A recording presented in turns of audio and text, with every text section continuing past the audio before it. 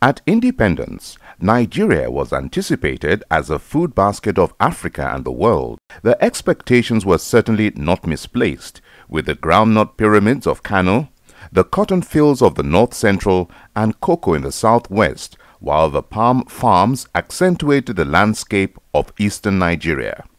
About 2 years later, oil took the center stage of international bilateral and multilateral trade, and the agriculture industry in Nigeria collapsed with no respite in sight.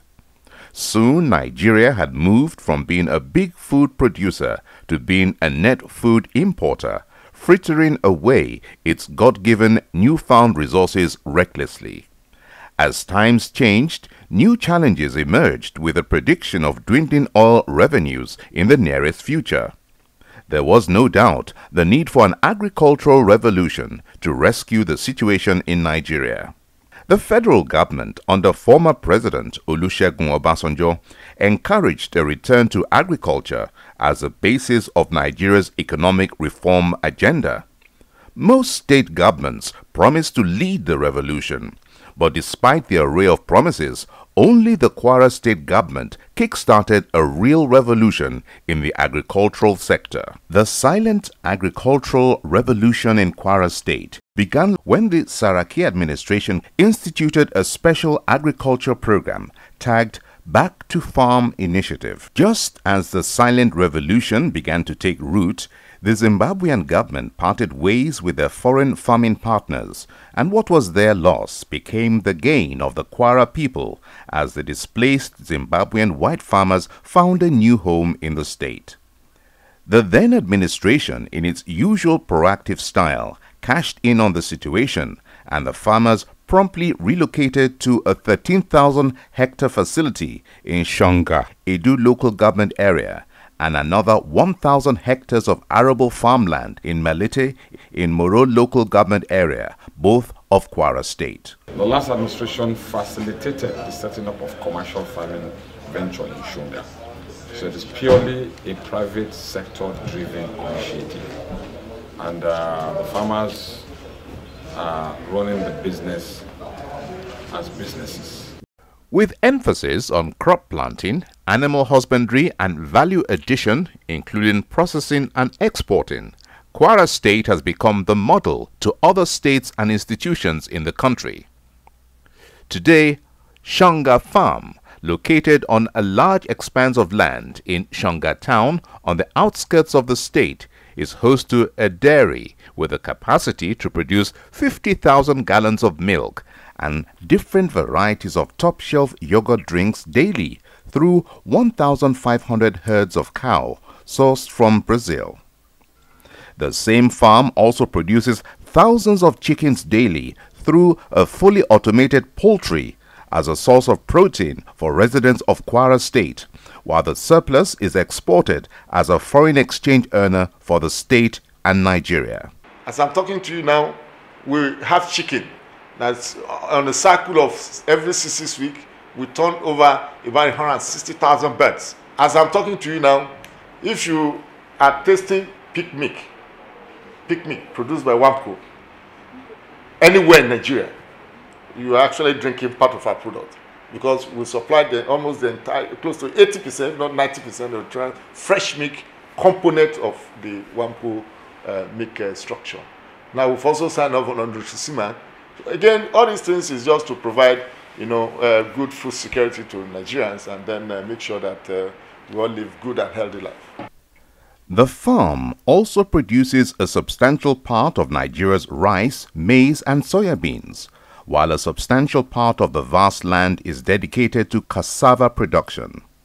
This has started manifesting as quite a number of homes in Kwara State and other parts of the country have embraced rice and other farm produce from Shonga.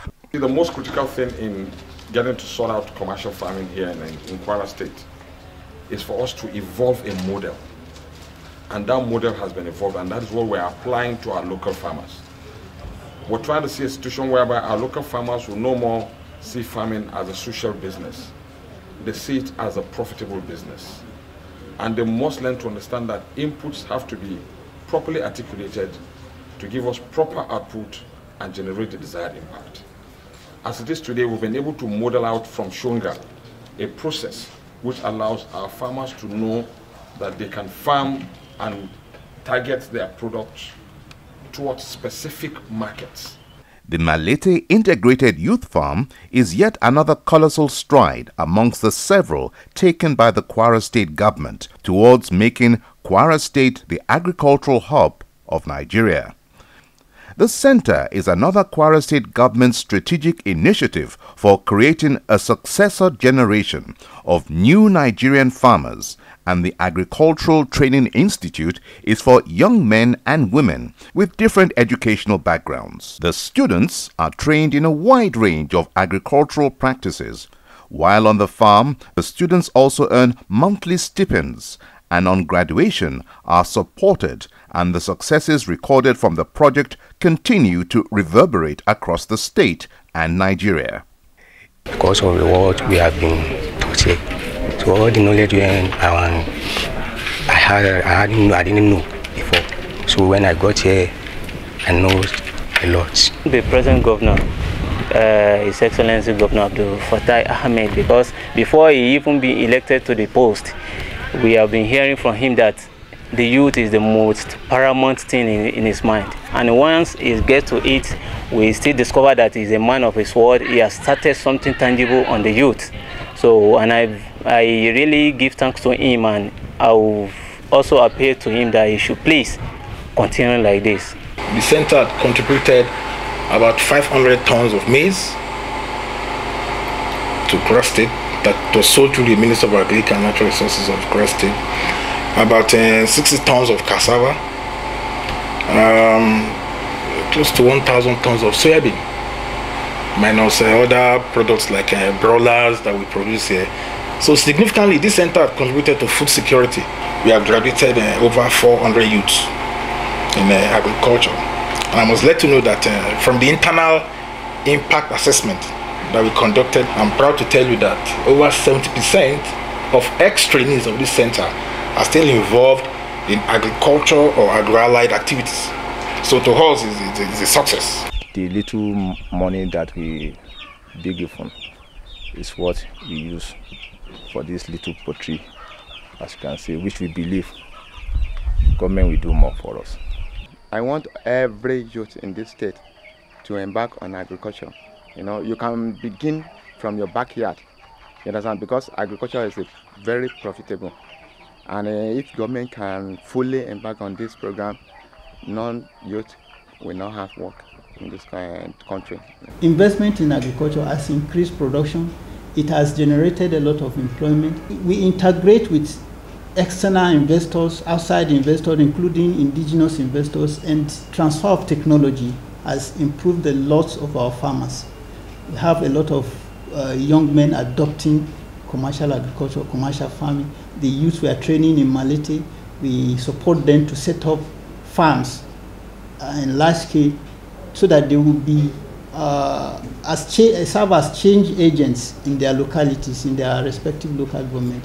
So generally our investment has actually improved the economy. It has empowered a lot of people. It has added to the level of production, that is by way of increasing food production in the state.